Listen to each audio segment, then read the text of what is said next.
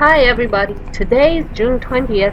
I am on my ride currently to the JFK airport in New York City, and I'm making a day trip to Cancun, Mexico, just to exit the US border and return on the same day to activate my H1-B working visa status. For COVID-19 protection, I'm wearing an N95 mask, my rubber gloves, sunglasses in case when I talk to people to prevent from particle droplets. I'm also wearing a baseball cap to prevent my hair from getting loose. We've now arrived at the terminal, and as you can see, there are not a lot of people here. Enter to your right, maximum 2 persons at a time. Keep walking. There's also not a lot of people inside as well. Well, I was obviously wrong. There's quite a few people here. So it's good that everybody is wearing masks, and the dots on the ground are supposed to be 6 feet apart for social distancing. Finally, it's my chance to board a plane. I'm actually the last one to board this plane because just now I asked the land agent to give me a front row seat because when we land in Cancun, it's going to be 12:15 and I have only 1 hour and 15 minutes to exit the customs and get to the departure, go through the security check-in, and get back on the same flight going back to New York. Now I'm just wiping down my tray table and my seat and my screen with Lysol. Everybody are seated 1 feet apart, and we actually got quite a distance between each passenger. Well, now let's rest a little bit and just enjoy the skies before we head to Cancun and have to run through the customs.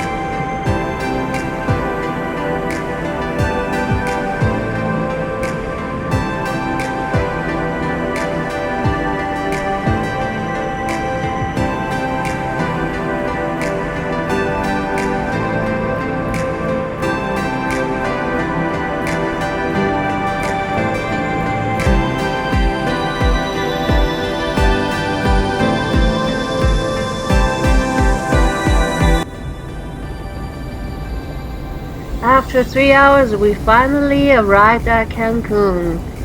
Look at that beautiful coastline and just the clear sky. Ever since middle March, I've been stuck in New York where COVID has hit pretty hard, and it's almost over 3 months right now. So it's really surreal to be on a plane and be able to see this amazing coastline all the spring and just dreaming of a vacation, even though I'm only here for just an hour.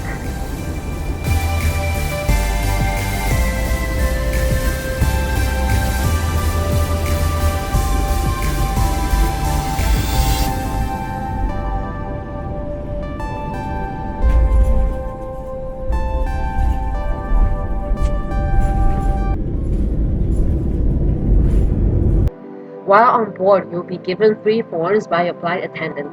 The first one is the questionnaire of identification of risk factors in travelers. This one is pretty self-explanatory. You write down the countries that you have been to, your health condition, and if you have developed any COVID-related symptoms. The second one is a customs declaration form, and this will be given to the customs officer when you first enter Mexico. The third form is the entry registration form, which is the long one. This form can be broken in 2 parts. The top part will be given to the customs officer when you enter Mexico, and the second part, which is the bottom part, will be kept with you till when you leave. And we must keep the second part of this form. In my case, the bottom part of this form was given to the land agent of JetBlue when I board the plane. I just got through the entry customs and the temperature testing station. This process just took me about 2 to 3 minutes. It was really fast for me given that there were other flights arriving slightly before us and that were already in the line for the customs.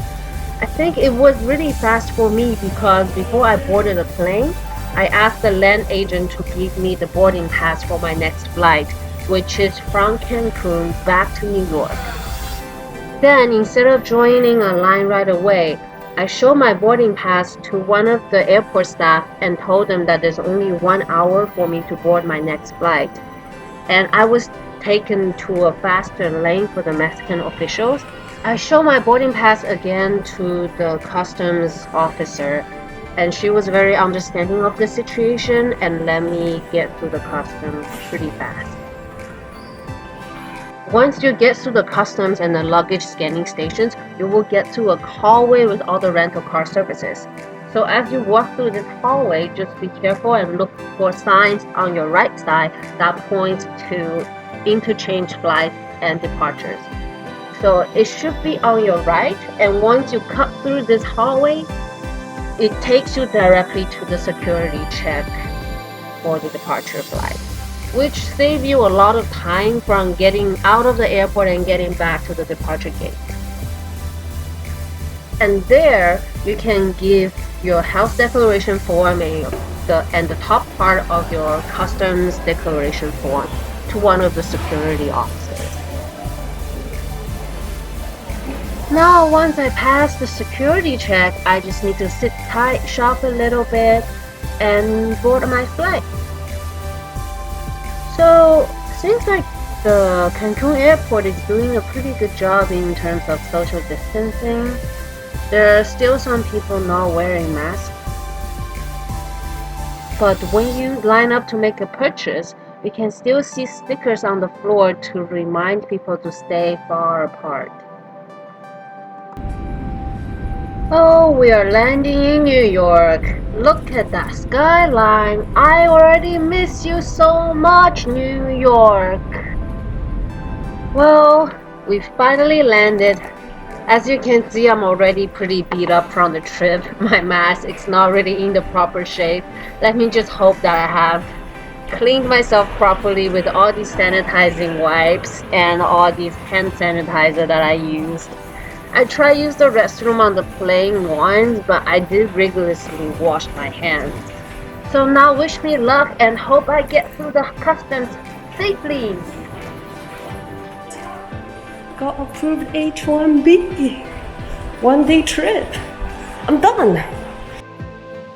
I was so excited that I got my H1-B approved, and I even asked the officer to double check and make sure that my status is correct. Because I was filing for consular processing, so as a Canadian citizen, all I need was to exit the US border, re-enter, and then I'm done. Just enter as my H1-B status. This was such a tiring trip. I was so excited to finally get it done, and now I have 1 hour to go and get home. Getting back to the departure, it was so surreal. It feels like I have never left this country, but definitely one thing to keep in mind, if you want to avoid the crowd, maybe try to find a flight time that's in the afternoon, because this place is definitely less crowded in the afternoon. So going back home, since I don't have any time constraint, I'm going to try to take the air train and also just take the subway. I do find the train a little better than Uber because it was less people and a bigger space, that I'm not trapped with my driver in a confined space all by ourselves. Well, here we're on the platform, but look at that group. So many people. Why are they traveling a group? Aside from that group, the social distancing is pretty good. We have these footprints that are placed 6 feet apart for people to wait on the platform. And now I'm just going to wait for my train and go home. Once I get home, the plan is to take everything out from my bag and my pockets and put them in a separate bag that I will later disinfect. And I will put my bag, my hat, my shoes, and everything that I'm wearing today directly into the washing machine and go directly and take a hot shower. So that's my plan, to sanitize myself. And I will quarantine myself for at least 14 days and not meet any of my friends. So please stay safe in this COVID-19 crisis, and also make sure that you care for the people around you and care for yourself. Stay safe, and thanks for watching.